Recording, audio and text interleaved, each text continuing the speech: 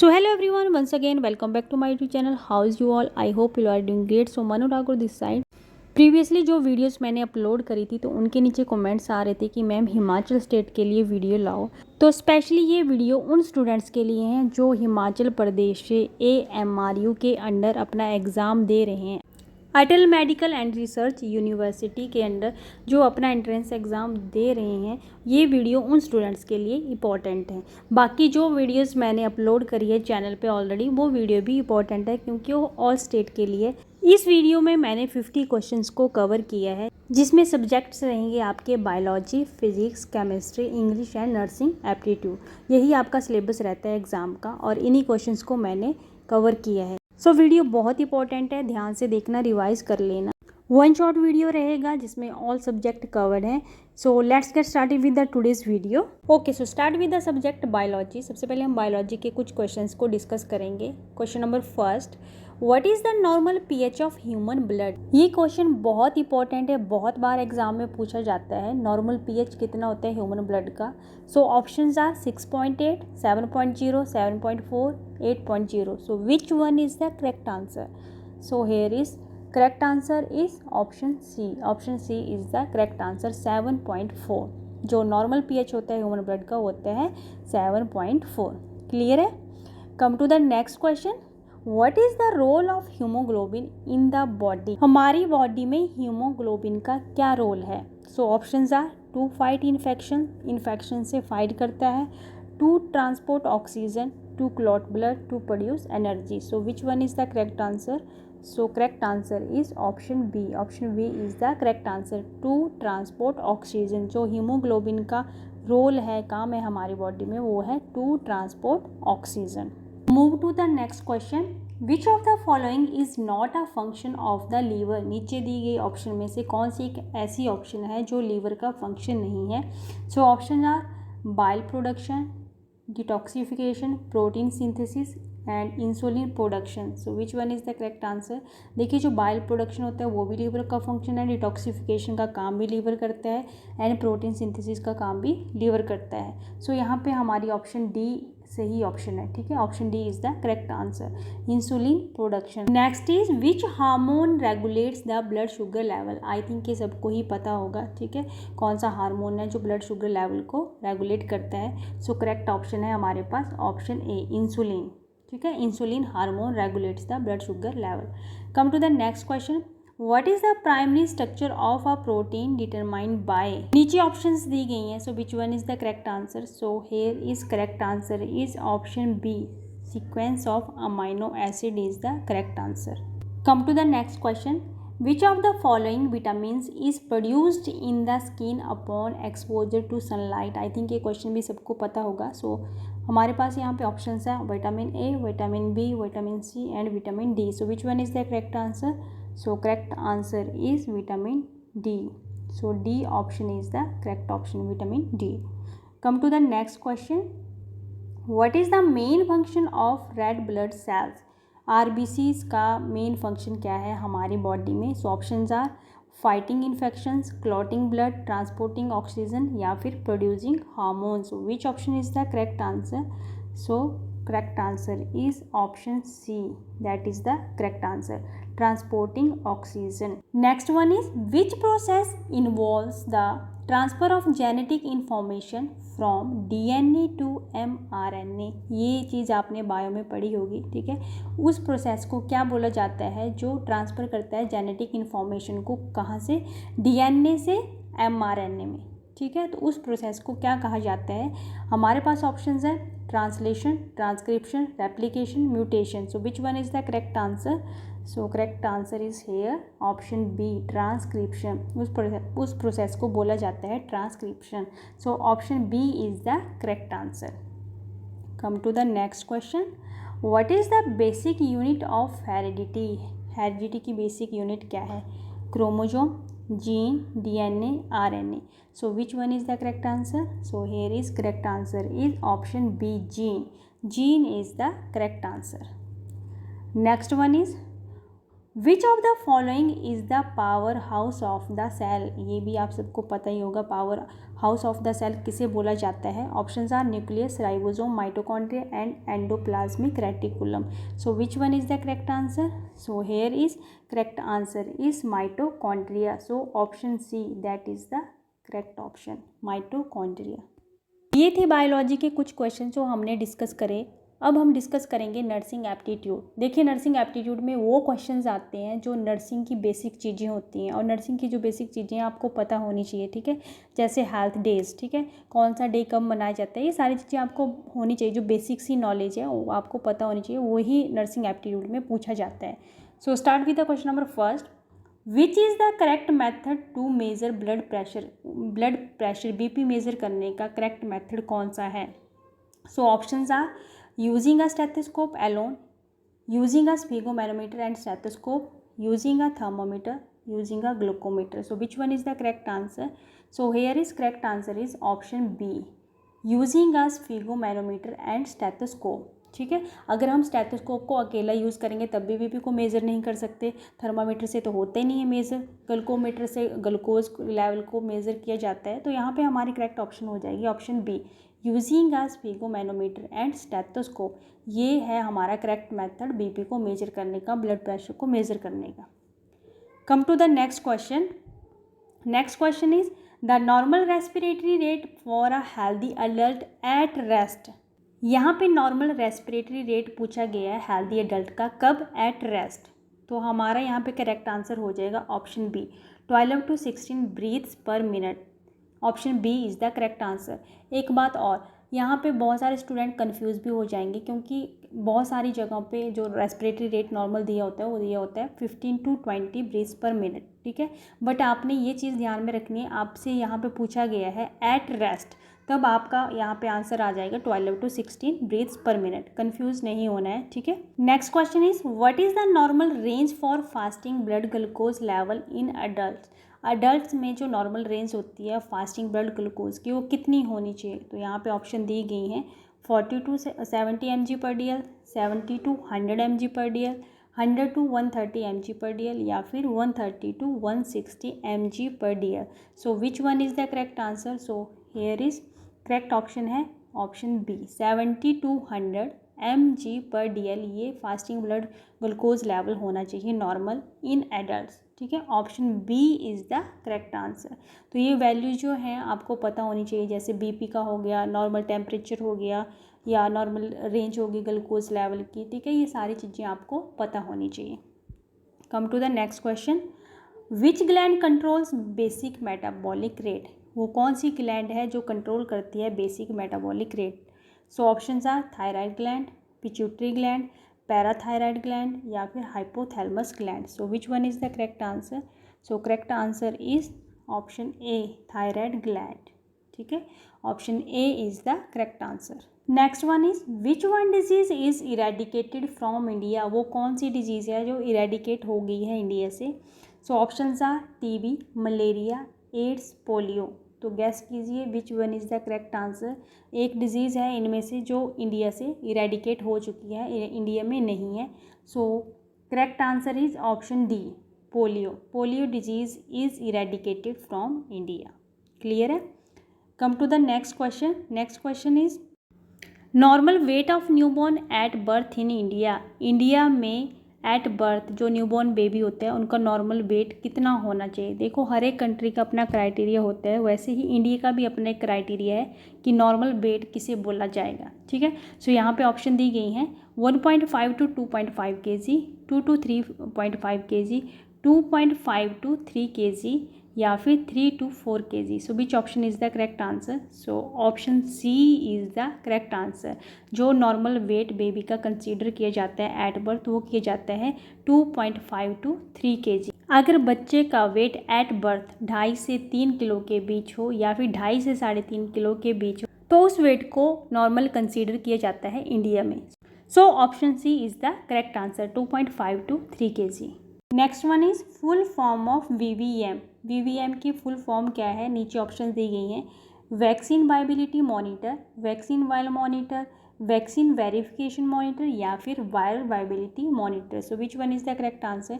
देखिए जो डाइल्यूटेड करने वाली वायल्स होती है इंजेक्शन वाली, उस पर लिखी होती है VVM की फुल फॉर्म, ठीक है। So which one is the correct answer.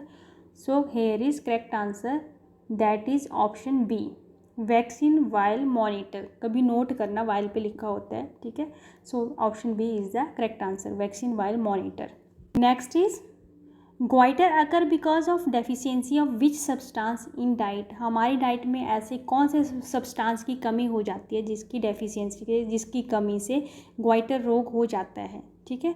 और ये भी बहुत इंपॉर्टेंट क्वेश्चन है, आपको पता होना चाहिए। Options are sodium, calcium, magnesium, iodine. हम बचपन से पढ़ते आ रहे हैं, टीवी पे ऐड भी आती थी इस चीज़ की, ग्वाइटर रोग किस चीज़ से होता है, किसकी कमी के कारण होता है। So correct answer is option D, iodine की कमी से हमें ग्वाइटर रोग होता है, ठीक है।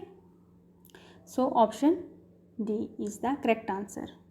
Next one is arthritis is a disease of. Arthritis किसकी डिजीज़ है, स्किन की है, किडनी की है, जॉइंट की है या फिर लीवर की है। So which one is the correct answer. So option C is the correct answer. जो अर्थराइटिस है वो जॉइंट से रिलेटेड है, हड्डियों की बीमारी है।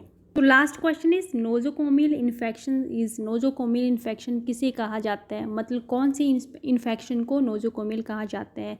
ऑप्शंस आर होम इन्फेक्शन, जो घरों में इन्फेक्शन होता है उसे नोजोकोमियल इन्फेक्शन कहते हैं, या फिर स्कूल वाले इन्फेक्शन को नोजोकोमियल इन्फेक्शन कहा जाता है, या फिर जो इन्फेक्शन हॉस्पिटल से फैलता है उसे नोजोकोमियल इन्फेक्शन कहा जाता है, या फिर कम्युनिटी इन्फेक्शन को नोजोकोमियल इन्फेक्शन कहा जाता है। So which one is the correct answer. So here is correct answer option C, that is the correct answer. Hospital acquired infection को नोजोकोमियल इन्फेक्शन भी कहा जाता है, ठीक है।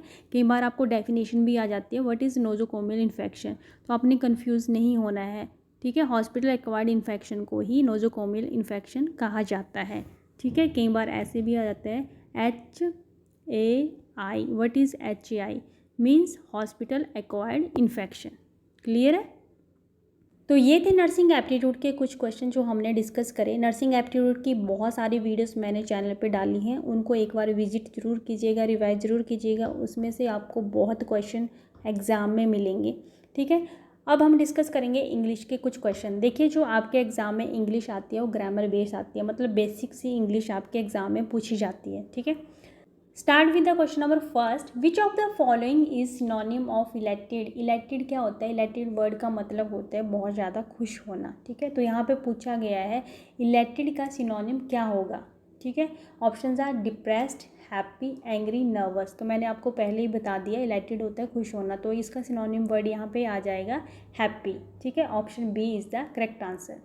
Come to the next question, choose the correct spelling, ठीक है। यहाँ पे रेफरेंस की स्पेलिंग दी गई है, तो यहाँ पे करेक्ट करना है कौन सी स्पेलिंग सही है, ठीक है। यहाँ पे कन्फ्यूज़ किया गया है, वर्ड को आगे पीछे किया गया है, तो ध्यान से देख के आपने स्पेलिंग को टिक करना है कि which one is the correct spelling.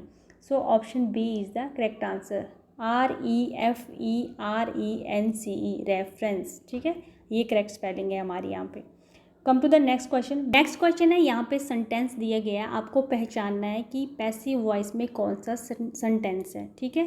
तो यहाँ पे सेंटेंस को ध्यान से देखिए, अब यहाँ पे गैस कीजिए which one is the correct answer. So here is correct answer option B, that is the correct answer. A letter was written by her, a letter was written by her, ठीक है। Simple सी basic सी English है, ज़्यादा जोर मैं यहाँ पे नहीं डालूंगी क्योंकि ऑलरेडी आपने ये चीज़ें पढ़ी हुई हैं, ठीक है। तो मैं करेक्ट आंसर जो है वही यहाँ पे बताऊंगी, आप अपना आंसर पहले ही गैस कर लिया करो। अगर आपका आंसर सही होता है देन वेल एंड गुड, अगर नहीं होता है तो मैं सही आंसर आपको बता ही रही हूँ, ठीक है। इससे आपको अपनी तैयारी का भी पता चल जाएगा कि आपका जो एग्ज़ाम की तैयारी है वो कितनी है, ठीक है। Come to the next question. Next is identify the part of speech of the underline word she runs quickly. तो यहाँ पे जो क्विकली वर्ड है वो क्या है, ठीक है। नाउन है, एडजेक्टिव है, वर्ब है, एडवर्ब है, या फिर ऐसे भी बोल सकते हैं यहाँ पे एडवर्ब। एडवर्ब क्या है, शी एडवर्ब है, रन्स एडवर्ब है, या क्विकली एडवर्ब है। जो which one is the correct answer. सो यहाँ पे एडवर्ब जो वर्ड है हमारा क्विकली है, या फिर ऐसे भी बोल सकते हैं जो क्विकली है वो एडवर्ब है, क्योंकि ये यहाँ पे हमें एक्शन शो करवा रहा है, मतलब समथिंग हैपन, कुछ हो रहा है, उस चीज़ को यहाँ पे इंडिकेट कर रहा है। तो जो क्विकली हमारा वर्ड है वो है एडवर्ब। क्लियर है। Next one is which word is preposition. नीचे दी गई ऑप्शन में से कौन सा वर्ड है जो प्रेपोजिशन है। पहले प्रेपोजिशन समझिए। प्रेपोजिशन क्या होता है? That is used before a noun और pronoun to show place, time and direction. ठीक है, इन चीज़ों को शो करने के लिए जिस वर्ड का यूज़ किया जाता है उसे प्रेपोजिशन कहते हैं, और ये यूज़ होता है बिफोर नाउन और pronoun. So which one is the correct answer? Option C is the correct answer, between. Clear है? जो ग्रामर है उसको अच्छे से पढ़ के जाना, क्योंकि ये सारे क्वेश्चन जो आते हैं वो ग्रामर बेस्ड ही आते हैं। ठीक है, तो आपने टेंसेस पढ़े होंगे, तो ये सारी चीज़ें एक बार रिवाइज जरूर कर लेना। Come to the next question. Choose the correct word. She made a big fill in the blanks in her homework. तो यहाँ पे क्या आएगा? मिस्टेक आएगा, एरर आएगा, मिस्टेक और एरर आएगा, या फिर none of these. So which one is the correct answer? So here is correct answer option C. यहाँ पे आएगा आपका मिस्टेक और एरर। ठीक है, दोनों में से कुछ भी आप यहाँ पे यूज़ कर सकते हैं। She made a big mistake या फिर she made a big error in her homework. Clear है? Come to the next question. What is the comparative form of good? ठीक है, तो यहाँ पे ऑप्शन दी गई हैं gooder, better, best, more good. So which one is the correct answer? So here is correct answer option B, better. ठीक है, comparative form of good is better. Option B is the correct answer. Next one is choose the correct form of the verb she fill in the blanks in the park every morning. तो यहाँ पे क्या आएगा? कौन सी form use होगी? Run, runs, running, ran. So which one is the correct answer? Guess कीजिए कौन सा आंसर यहाँ पे सही होगा। So option B is the correct answer, runs. यहाँ पे आएगा runs. She runs in the park every morning. तो here we are talking about regular activities. तो ये हमारा टेंस है सिंपल प्रेजेंट टेंस। ठीक है, तो यहाँ पे हमारा यूज़ होगा runs. Next is which of the following sentences is correct. नीचे कुछ सेंटेंस दिए गए हैं, इनमें से आपने बताना है कौन सा सेंटेंस सही है। ठीक है, ऑप्शन यहाँ पे दी गई है। First one is he don't like coffee, he doesn't likes coffee, he doesn't like coffee, या फिर he do not like coffee. So which sentence is correct sentence? So option C is the correct answer, he doesn't like coffee. I think ये सारी चीज़ें आपको पता ही होगी। E S कब लगता है, एस कब लगता है, ई एस कब लगता है, कौन से टेंसेज में कौन सी चीज़ लगती है। ठीक है, तो ये सारी चीज़ें आप पढ़ लेना, टेंसेज अपने पक्के कर लेना, तो क्योंकि ग्रामर बेस ही आपके क्वेश्चंस आएंगे। Come to the next question. Identify the type of sentence please pass the salt. देखिए हमारे पास यहाँ पे सेंटेंस दिया गया है प्लीज़ पास द सॉल्ट। तो ये कौन सा सेंटेंस है, हमने आइडेंटिफाई करना है इस चीज़ को। यहाँ पे ऑप्शन दी गई हैं declarative, imperative, interrogative, exclamatory. So which one is the correct answer? तो देखो यहाँ पे रिक्वेस्ट करी गई है प्लीज़ पास द सॉल्ट। ठीक है, रिक्वेस्ट करा है, तो ये हमारा जो सेंटेंस है ये है imperative. Option B is the correct answer. तो ये थे इंग्लिश के कुछ ग्रामर बेस्ड क्वेश्चन। मैं बार बार आपको यही बोल रही हूँ, अपना ग्रामर पक्का कर लेना, इससे आपके एग्ज़ाम में आपको हेल्प मिलेगी। ठीक है, तो अब डिस्कस करेंगे हम फिजिक्स के कुछ question. So first question is what is the unit of force. Force की यूनिट क्या है? Options are newton, joule, watt, pascal. तो which one is the correct answer? So correct answer is option A, newton. Option A is the correct answer. जो unit force की unit है वो है newton. Come to the next question. Which of the following is a scalar quantity? Velocity, force, displacement, energy. So which one is the correct answer? Option D is the correct answer. Energy. Energy is the scalar quantity. Next one is what is the SI unit of electric current? Electric current की SI unit क्या है? Options are volt, ohm, ampere, coulombs. So which one is the correct answer? So correct answer is option C, ampere. Ampere is the SI unit of electric current. Okay.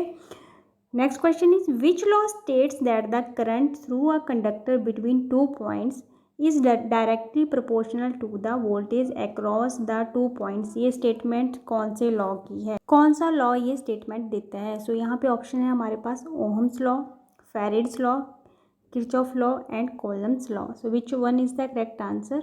Option A is the correct answer, Ohm's law. ठीक है, ये जो statement है ये Ohm's law की है।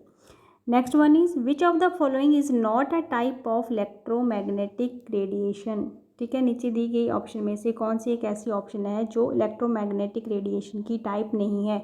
Options are radio waves, sound waves, x-ray, infrared wave. So which option is the correct answer? So correct answer is option B, sound waves. ठीक है, sound wave is not a type of electromagnetic radiation. Next question is, in which type of wave do particle of the medium move parallel to the direction of the wave? So options are transverse wave, longitudinal wave, surface wave, electromagnetic wave. So which option is the correct answer? So correct answer is here option B, longitudinal wave. Option B is the correct answer. Come to the next question. What is the device used to measure electric potential differences? So options are ammeter, voltmeter, galvanometer, ohm meter. So which one is the correct answer? So here is correct answer option B, voltmeter. Voltmeter is the device used to measure electric potential differences. ठीक है, come to the next question. The boiling point of water in Celsius is, कितने temperature पे पानी उबलना शुरू करता है, boil होना शुरू होता है? ठीक है, तो यहाँ पे वही चीज़ पूछी है और हमने सेल्सियस में बताना है. ठीक है, options are 90 degree Celsius, 100 degree Celsius, 110 degree Celsius या फिर 120 डिग्री सेल्सियस. तो यहाँ पे करेक्ट आंसर हमारा आएगा ऑप्शन बी, 100 डिग्री सेल्सियस. ठीक है, जब टेम्परेचर 100 डिग्री सेल्सियस हो जाता है तब हमारा जो वाटर है वो बॉयल होना शुरू हो जाता है. तो यहाँ पे आंसर आ जाएगा हमारा option B, boiling point of water in Celsius is 100 degree Celsius. Come to the next question. Which instrument is use to measure atmospheric pressure? Atmospheric pressure को मेजर करने के लिए कौन से इंस्ट्रूमेंट का यूज़ होता है? Options are thermometer, barometer, hygrometer and pneumometer. So which one is the correct answer? So option B is the correct answer, barometer. Barometer instrument is used to measure atmospheric pressure. Next question is, this is the last question of physics. Magnetic field inside a long straight solenoid carrying current is, options are 0, constant, inversely proportional to the current या फिर directly proportional to the length of the solenoid. So which one is the correct answer? Option B is the correct answer. जो current रहेगा वो constant रहेगा. So option B is the correct answer. Okay, so biology के questions हमने discuss कर लिए, physics के कर लिए, नर्सिंग एप्टीट्यूड के कर लिए एंड इंग्लिश के भी कर लिए. तो अब हम जो क्वेश्चन डिस्कस करेंगे वो करेंगे केमिस्ट्री के. ठीक है, ये हमारा लास्ट सब्जेक्ट रहेगा. सो start with the question number first.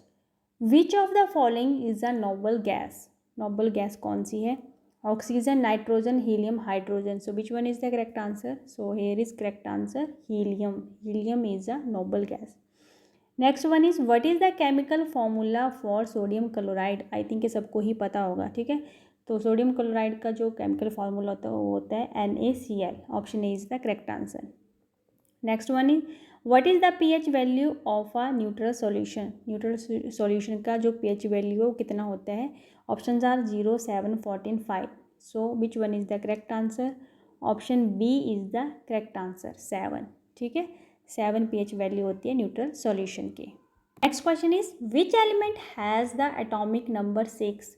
वो कौन सा एलिमेंट है जिसका एटॉमिक नंबर 6 होता है? इस क्वेश्चन का आंसर मैं नहीं बताऊंगी. आई होप ये सबको पता होगा. मुझे कमेंट सेक्शन में इसका आंसर बताना. Next question is question number 45. What is the main constituent of natural gas? Natural gas का मेन कॉन्स्टिट्यूएंट क्या होता है?